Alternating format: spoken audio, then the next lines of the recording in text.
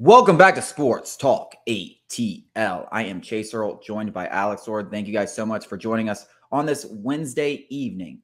We're on to Falcons training camp. It just kicked off, and Arthur Smith had his first press conference, and he said something semi-interesting. I think we both kind of expected it, but he said Matt Hennessy, the Temple Center, is it third year Temple Center, will get first crack at the first team reps in training camp and maybe in the preseason, whatever. Obviously, the competition is between him and Matthew Bergeron, who the Falcons traded up in the second round to get. And really, listen, we've said it, in previous shows, Bergeron, whether it's week one or next year or whatever, you trade up and get this guy, you give up that kind of draft capital, you draft him 35 overall, you're expecting him to start year one. And if he's not starting by year two, you made a huge, huge mistake. So listen, this is Arthur Smith's MO. He's always going to give the guys in the building who have experience the first crack and make the rookies and stuff earn it. But if Bergeron doesn't win out eventually during the season, you're looking at like a big miss probably. Well, if you look at the past, they would say Bergeron's not going to start. Think back to Richie Grant. First draft of the new regime, second round pick, didn't start his rookie year. Then Arnold Ebiketie and Troy Anderson last year, they were rookies. They didn't start initially. As the season progressed, they got more. They benched Michael Walker. Troy Anderson got that. Arnold Ebiketie only had one start, and it was actually his best game of the rookie campaign.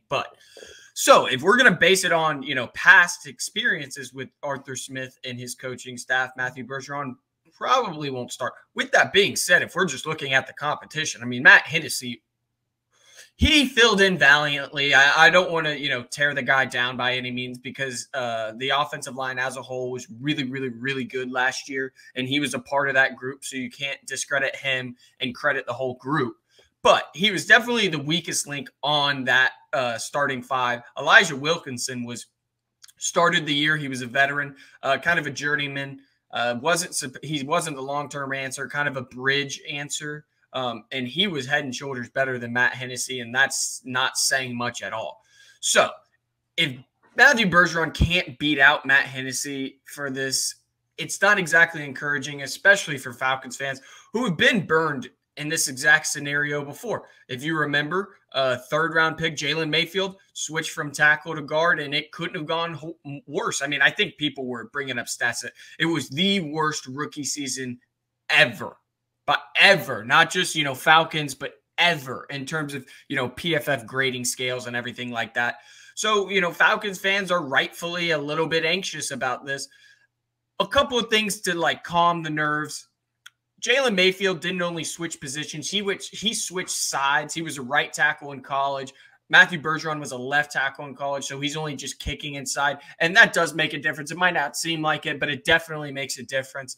Moreover, Matthew Bergeron is a refrigerator of a human being, a mountain of a man. He's huge. He's already bigger than Matt Hennessy, and Matt Hennessy's in his fourth. He's entering his fourth year. Matt Hennessy was undersized coming out. Yes, Matthew Bergeron should have no problem physically, adapting to the NFL. Mentally is a whole different question. You can't know. We're not going to be in camp. We're not going to be in these meeting rooms. But physically, he should have the leg up on day one over Matt Hennessy. Mentally, different story. So 2 points I want to get to. One is I do think this situation is slightly different than, listen, Arnold and Ebiketie, yes, you trade up to get him, but defensive end, coming in and being a stud defensive end pass rusher, that you're picked in the second round. I feel like that's never really an expectation. Troy Anderson, we always knew was a prospect. They drafted him because of his athletic traits and stuff like that, and he got some playing time last year. Richard Grant, I was a little higher on, but I do think there's a big mental aspect in being a DB, especially the Swiss Army knife kind of DB where he has a lot of roles. There's a lot of different things. To me, playing left guard is a lot easier to step into and just be, especially if you're a physically imposing human being. I know he's switching positions, so that's definitely a little bit difficult. But as you mentioned, he's not switching guard. And then also you have to think about they traded up to get this guy at the 35th overall pick. And teams like the Cowboys were considering him in the 20s. So this is a very highly regarded prospect that I think a lot of people thought could be a starter. So I think, I liked the pick when it happened, especially when you saw the whole thing about the Cowboys and because they usually know how to draft offensive linemen. They've been very good at that in the past. So I'm very encouraged by that. So I'm not taking too much out of the fact that I think, they're just going to make him earn it. Now, if he doesn't earn it and he doesn't start all year, I hope Matt Hennessy is a god, because it's going to be, I'm not like, if Matt Hennessy goes out there and struggles or, is okay, mediocre, below average, like he has been so far in his career, and Matthew Bergeron doesn't start a game, screwed up again. Like something's going wrong. Yeah, I think that we could, if we had to wager, if I had to put a bet on it, I would bet Matthew Bergeron is the week 1 starter. Though I don't think he's the favorite, only because of like the past regime's actions and how Arthur Smith is not lying when he's telling you, this rookie's going to have to go out there and earn it. I mean, they did the same thing with Kyle Pitts. Kyle Pitts, though he was with the first team on like when they were releasing depth charts and stuff, he was like on the 3rd string team.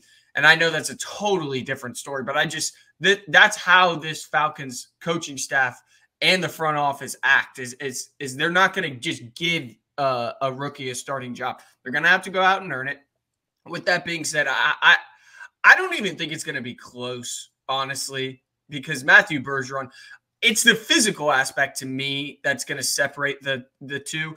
Unless he's just a dud up here, I don't see any way he's not going to start week 1 just because he's so physically imposing. And Matt Hennessy is not. Like, Matt Hennessy was a small center. Not only was he a center, he was a small center. That makes him an even smaller guard. Yeah, I mean, I'm right there with you. I mean, I think Matthew Bergeron, and I think it's a big red flag if he's not starting, because the competition's not good. Like that's really the biggest thing. Yeah, like if they had Elijah Wilkerson in the building and he didn't start over him, I would say, I mean, I still wouldn't love it. Like, obviously, I want the 2nd round pick you traded up for to get those reps right away. But Matt Hennessy, like, I don't think he has a future in the NFL long term at guard. I mean, to me, he's like a Wes Schweitzer. Like, yeah, you could plug him in there and maybe he plays a little bit and maybe he starts for a year or 2 on a bad offensive line, but he's more of just like a guy that can play multiple positions and stuff like that. His most valuable attribute is the fact that he could play center and guard, and that's going to be pretty much his NFL career. He could fill in a pinch at guard, but he's really a center, and he's going to be a valuable reserve offensive lineman. Yeah, I complete. Coming up after the break, Atlanta Braves injury updates. 3 pitchers could be coming back soon.